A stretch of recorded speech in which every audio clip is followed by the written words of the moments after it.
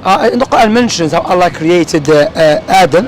So Allah created Adam from the clay or the dust of the earth mixed with water, and Allah mentioned the stages. Then from the Adam, from the rib of Adam, Allah created Eve. Oh, okay. Yeah, Allah mentioned that in the Quran, how Allah created Adam and Eve. And how do you know all this stuff? Because firstly, as a Muslim, I believe Quran is speech of Allah. And not because I'm Muslim, I believe that I can prove the Quran is speech of Allah. It's from God. Because when the Prophet Muhammad came to the people, the Arab pagans, the Arabs, they were masters in language. They were eloquent. And one of the English thinkers said, even he was responding to someone who said there's a grammatical mistakes in the Quran. He said even if the Quran was not from God, just from Muhammad, there will be no grammatical mistakes. Because Muhammad was a pure Arab. Okay. You understand? Because in order for you to know the rules of the Arabic language, you have to go back to them. To the Prophet Muhammad's time, his lifetime, yeah?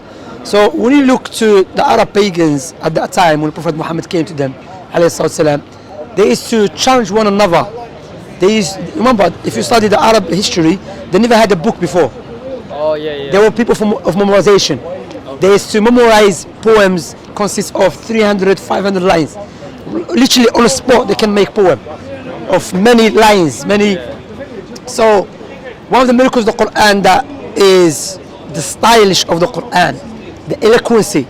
So when the Prophet Muhammad came to them and he called them to worship God alone, also from the miracles of the Quran, the legislation of within the Quran. So he came to them and he told them to worship God alone. When they rejected him, and he said, the miracle that I'm being sent by the Creator of everything, this book. If you are in doubt, that's what Allah said in the Quran, challenge the Arab pagans. If you are in doubt, they bring something like it in its eloquence, in its legislation, prophecies, guidelines, and so on. Remember, the Arab pagans, they were looking for anything to invalidate his prophethood. So he's giving them something, as we say, in the golden plate, to invalidate his prophethood. So what they did, instead of accepting the challenge, they waged the war against him. And we know in a war you're going to lose your wealth, lose your money, lose your family, you lose your life. So why they chose the war and they never chose to accept the challenge? Because they knew it was impossible for them to bring something like the Quran. It was beyond their capacity. That's why they chose the war. So it's more rational, logical. No one will be able to bring something like the Quran. If the people back then who were poets, who were eloquent in their speech, they used to challenge one another, they couldn't challenge the Quran, let alone people who came after. Do you understand? Also, the Quran came with this legislation called preserving 5 necessities in life. 5 universal necessities. The first one, Islam came to preserve religion. What does that mean? Islam came to call people to worship God alone. You should not worship no one beside him. Even we don't even worship Prophet Muhammad. So paganism, polytheism, atheism is forbidden in Islam.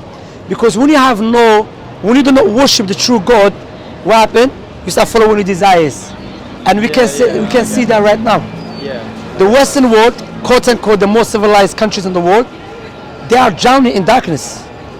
The example I give of the Western world is like someone he has a broken arm, his eyes messed up, everything. He's messed up from everything. So what he does, he wears nice suits and he put a nice mask, nice glasses. From outside it looks good, but within he's been destroyed. It's been destroyed. So when you look to the Western world, now man is confused if he's a man or woman. A woman is confused if she's a man or woman. Did they stop there? No. Now people that are confused if they are even he or she.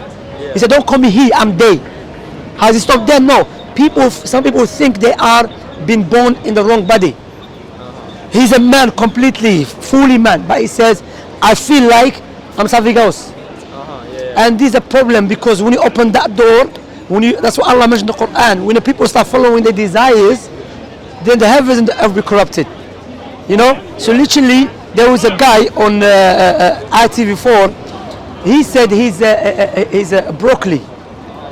Yeah, I'll show you, man. Watch this. Wallah, you're gonna laugh. Yeah? The guy said he's a broccoli, bro. And they told him, watch, yeah. To understand when you have no God in you, the true God in your life, I will show you. Yeah? To show you, bro, that the outcome of not following God. Here we go.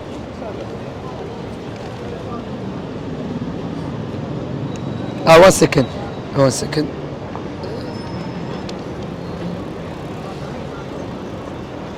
I'm on the internet because you were arrested and you were a piece of broccoli. You identified broccoli? I am Mr. Broccoli, yes, that's my face.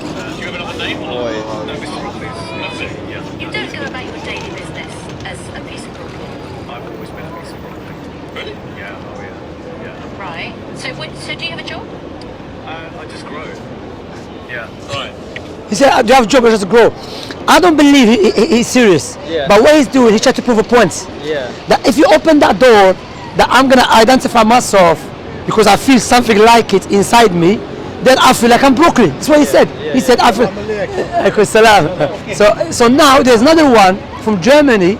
He's 55 years old, and he said, I believe I'm 16 years old, trapped in a body of 50 years old. So Islam comes on to worship God alone, because without God you will start following your desires. That's why the time we're living in, what is the time they call it? The time of individualism and subjectivity. It's bad to you, but not to me. No, what is bad is known. Something if it's bad, it's bad.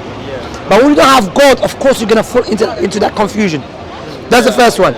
The second one, Islam came to protect and preserve the intellect. That's why. Assalamu alaikum. You are very. So you this one. Your 2 eyes, I give you for. The 2 million pounds.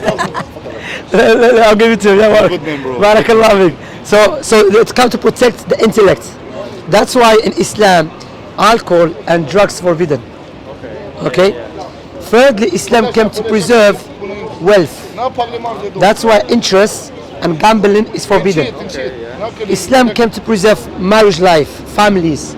That's why fornication, adultery is forbidden. Also, Islam came to preserve life. That's why killing people unjustly is forbidden. Killing yourself is forbidden. These 5 things Islam came to protect.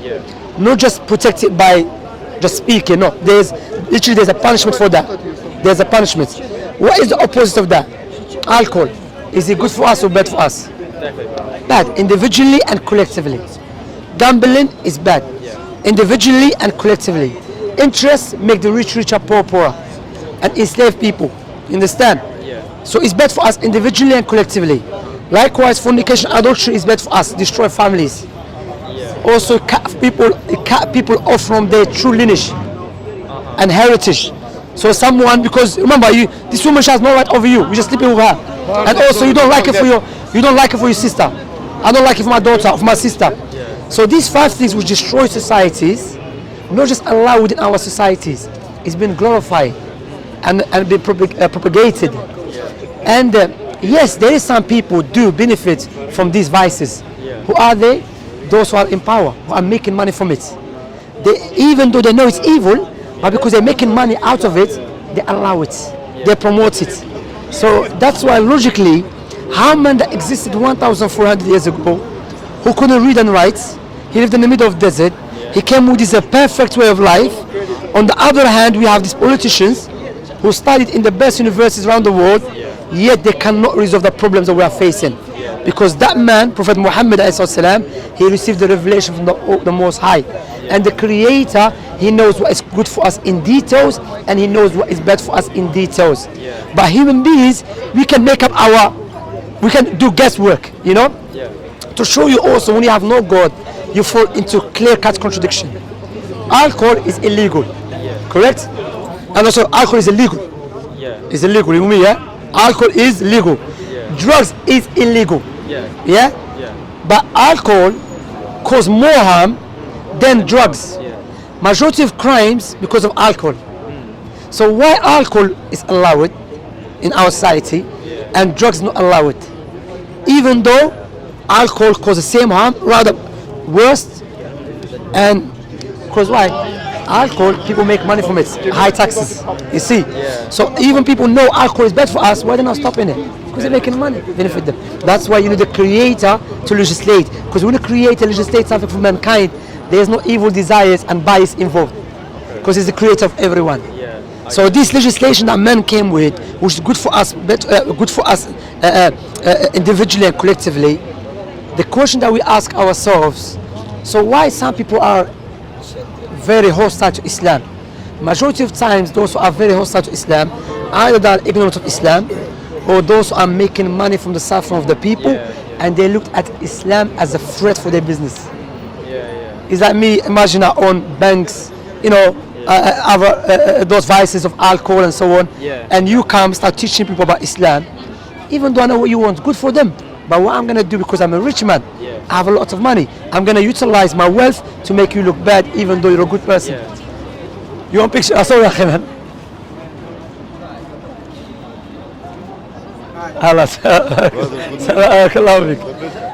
My point here is, so what do you think what I said so far? Does it make sense? Yeah, I get it. Yeah, you know. So likewise, so when you look to the Quran, all it goes back to, from that it speaks about the story of Adam and Eve. And Allah created us from Adam and Eve.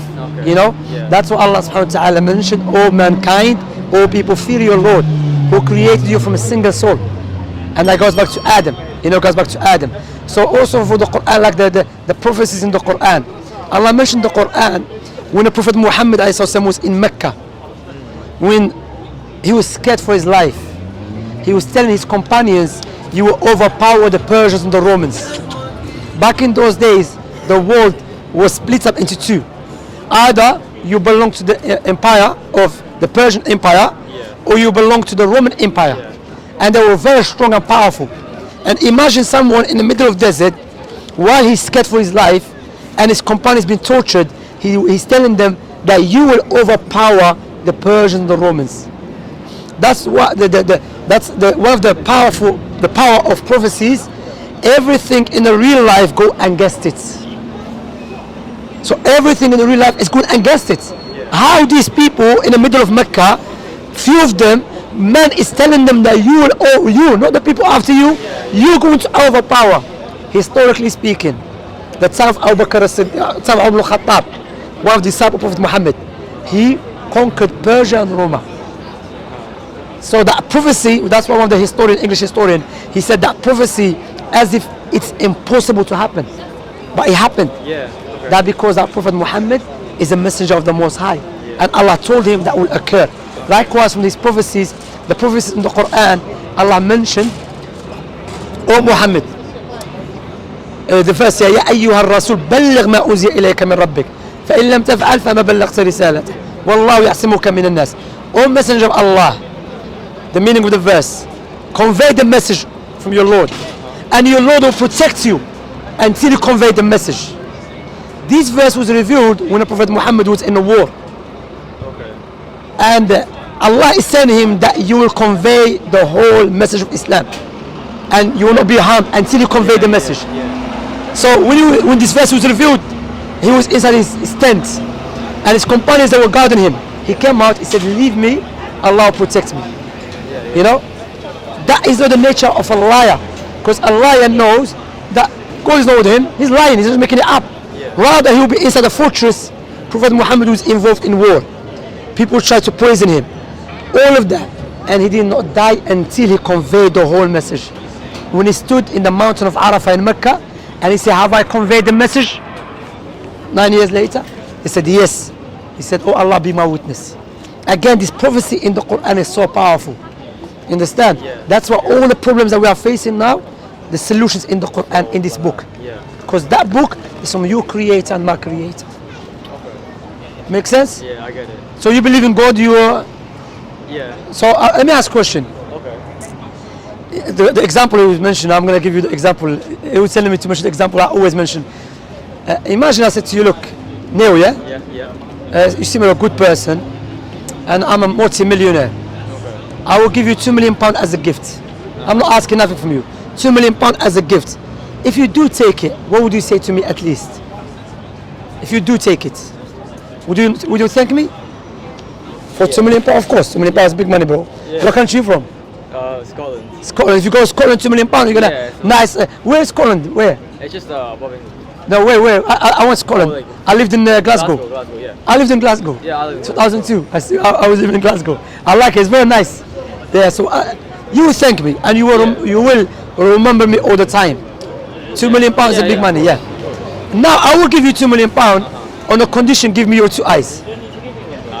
You wouldn't, because why? Your eyes is more valuable than anything else. Exactly. So why you are not grateful and remember who gave you eyes for free? Okay. I see.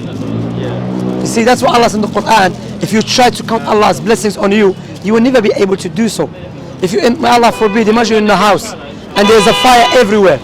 Everywhere. You wake up in your own room, you have been surrounded with a fire. You try your best to save yourself, but you couldn't. You gave up. I came and I saved your life. What would you say to me? No, thank you. You accept al-Kata. You would thank me. Accept al-Kata. You, of course, I saved your life, bro, from the fire. Yeah. But I never gave you life. What about the one who gave you life? Yeah. Why are you not grateful to him? Why don't you worship him? You know? If you want to buy a gift for your mother, would you buy a gift that you love or your mother love? Likewise, if you want to worship the Creator, you should worship him the way he loves, not the way we love. Because the way he loves is the absolute truth. Make sense? Is it clear? Look, brother, you know, there's something you have to understand. There were people like you and I, talking, having a fun. Now they are dead. And Allah mentioned in the Quran, أَفَحَسِبْتُمْ أَنَّمَا خَلَقْنَاكُمْ عَبَثًا. Do you think that we have created without any purpose? Far away from Allah from His imperfection. Because you are attributing imperfection to the most wise to create something without any purpose. Every part of your body has a purpose. What about you as a whole? What is our purpose? The answer is in the Quran. You know, how many people leave the house, they never come back? How many people won't sleep, they never wake up? This life is a test. This life is not our objective goal. We're not here to stand here. We're not here to stay here forever. Where is those tyrants? Where is those transgressors? Where is the righteous ones? Gone. You know, Prophet Muhammad, 3 years, he had nothing to eat. Because the people were coming against him because he told them what? Worship God alone, don't worship nothing beside him. And Allah mentioned in the Quran that he will aid him. And you know, one of the prophecies in the Quran, Allah mentioned that هو الذي أرسل رسوله بالهدى. It's Allah who sent his prophet with guidance, Islam. ليظهره على الدين كله, in order for Islam to prevail the other religions. Now there is many barriers against Islam. In Australia, by itself, Australia, they mentioned every day there's over 50 articles speaking in a bad way about Islam. You know, let alone Britain or France or Belgium and so on, but yet the fastest growing religion on the face of the earth is Islam. Who's doing the job? Allah, the Most High, not me. I'm weak. The Muslims are weak. The Muslim countries are weak, no doubt. But who's doing the job? We're in the Western world. We're not forcing no one, because what Islam's, it goes in line with the sound reasoning, with the natural inclination. These tools, who gave it to us? The Creator. When the Creator creates us, He creates us with the tools that goes in line with His legislation. Click Him. And one of the miracles of the Quran, Allah mentioned in the Quran, وَلَقَدْ يَسَّنَّا الْقُرْآنَ لِلذِّكْرِ فَهَلْ مِن مُدَّكِرٍ. We have made Quran easy to be memorized. Easy to be memorized. That is a claim in the Quran. Can we verify it? Yes. If you go to Algeria, Africa, if you go to Asia, come to Europe, America, you name it, any continent, you find the Muslims at the age of 9, 10 memorize the Quran, word for word and letter for letter. And Allah said He will preserve it. So if all the Muslims and the Jews and the Christians decide to burn the scriptures, the only scripture is the Quran. That is a miracle. Also, Allah, you know what I said? Well, another verse Allah said, وَلَقَدْ يَسَّنَّا الْقُرْآنَ. Another verse Allah subhanahu wa ta'ala mentioned, or the verse that I have mentioned, sorry, that we made it easy to be memorized, that even some Muslims, they don't even speak the Arabic language, but they memorize the Quran in the Arab, all of it. It's like, imagine you and I, all of us here, we don't speak Chinese. We don't speak Chinese at all, but we memorize a book in Chinese. That is, you know, that's a miracle. A miracle, that's one of the miracles of the Quran. There's many. So, do you have any questions you want to ask? No, I get it now. Yeah? Why don't you become Muslim? I'll think about it. Okay, inshallah. Let me give you something to read. Okay. Yeah. Think about it, inshallah. But listen, remember, bro, something you have to remember Yeah. that there's something after us called death, and no one is guaranteed. Nothing is guaranteed in this life except Thank you. death. You're welcome. So don't, when you leave, don't forget about this information because it's very important. This information is about hellfire and paradise. When the Creator created this creation, it's mixed evil and good. But He created place when there's pure good, and there's place when there's pure evil. So those who want to choose good here, and the most good thing is to worship God alone and follow His teaching. And the biggest evil is to turn away from your Creator. Yes. So you choose here. Will you want to be a place of His mercy or a place of His anger? You know? If you have any question, you can ask, man. Do you have any questions? Okay, inshallah. All right? All right, take care. Assalamu alaikum, take care. It was nice to meet you, Neil, yeah? Nice to meet you. Take care, yeah? Assalamu alaikum, okay.